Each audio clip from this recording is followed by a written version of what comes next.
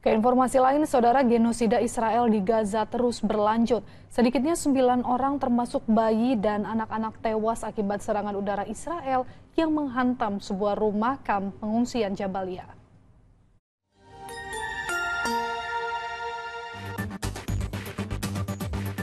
Sebuah video yang dirilis militer Israel pada Jumat menunjukkan aktivitas pasukan di jalur Gaza di tengah serangan yang terus berlangsung dan ledakan yang terlihat di langit Gaza Jumat pagi. Dalam pernyataannya, militer Israel menyebut bahwa Angkatan Udara telah menyerang lebih dari 75 target dalam 24 jam terakhir. Sementara itu, tekanan dari sekutu termasuk Amerika Serikat meningkat terhadap Israel setelah blokade hampir 3 bulan yang menyebabkan krisis kelaparan. PBB melaporkan bahwa distribusi bantuan terhambat oleh pembatasan militer di Gaza dengan hanya sekitar 90 dari hampir 200 truk bantuan yang berhasil disalurkan sejak blokade dicabut pekan ini. 9 orang termasuk bayi dan anak-anak tewas setelah serangan udara Israel menghantam sebuah rumah di kamp pengungsi Jabalia, jalur Gaza Utara pada Jumat. Menurut Fares Afanah dari Palang Merah Palestina, lebih dari 50 orang termasuk pengungsi dari Gaza Utara berlindung di gedung 5 lantai itu saat serangan terjadi. Tanpa alat berat karena telah dihancurkan dalam ofensif sebelumnya, tim penyelamat terpaksa menggali reruntuhan dengan tangan. Jenazah yang berhasil dievakuasi dibawa ke Rumah Sakit Al-Ahli dan Shifa. Pada hari yang sama, 10 orang dilaporkan tewas akibat serangan di Khan Younis, selatan Gaza, dan 4 lainnya di Deir al-Balah. Ribuan warga mengungsi ke kota Gaza akibat serangan terbaru Israel dan kini hidup berdesakan di tenda-tenda darurat yang memenuhi jalan-jalan kota dan pelabuhan. Para pengungsi tinggal di tenda-tenda yang berdempetan tanpa jarak, serta mengeluhkan ketiadaan air bersih, makanan, dan tempat tinggal yang layak. Krisis ini terjadi setelah 19 bulan perang dan blokade ketat Israel yang selama 2 bulan terakhir melarang masuknya makanan, obat-obatan, dan kebutuhan pokok Gaza. Militer Israel tak henti-hentinya melancarkan serangan. Selain Gaza, Israel juga kembali menyerang wilayah selatan Lebanon. Serangan udara dilancarkan ke sejumlah bangunan termasuk apartemen. Sebelum melancarkan serangan, Israel sempat mengeluarkan peringatan untuk warga sekitar. Serangan kali ini menyasar fasilitas Hizbullah dan menjadi serangan terbesar sejak gencatan senjata antara Israel dan Hizbullah berakhir November lalu.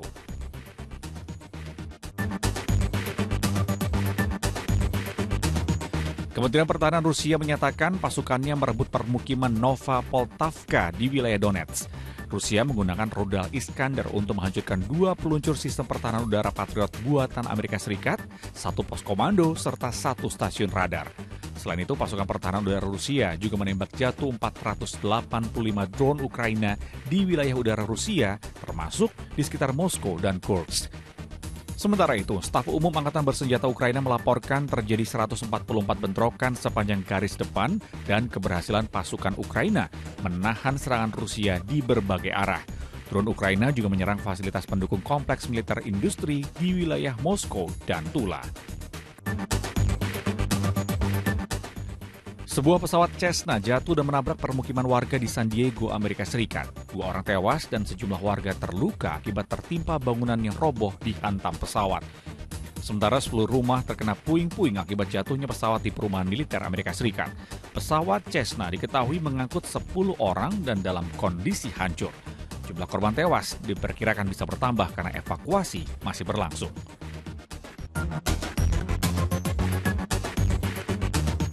Sebuah kapal kontainer sepanjang 135 meter kandas di Trondheimsfjord, Norwegia Tengah, hanya beberapa meter dari rumah seorang warga bernama Johan Helper.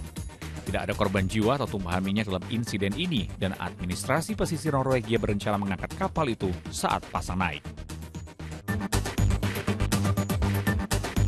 Menjelang Hari Penyu Sedunia yang diperingati setiap 23 Mei, para ilmuwan berhasil mengungkap salah satu misteri terbesar dalam biologi kelautan, yaitu masa tahun-tahun hilang pada penyu laut. Dengan melacak penyu kecil yang baru menetas di Teluk Meksiko menggunakan tag GPS fleksibel bertenaga surya yang tidak menghambat pertumbuhan mereka. Para peneliti menemukan kemana penyu-penyu ini pergi selama tahun-tahun awal mereka di laut. Studi ini memberikan gambaran baru bahwa penyu muda bukanlah makhluk pasif yang hanyut di bawah arus laut seperti yang selama ini dipercaya.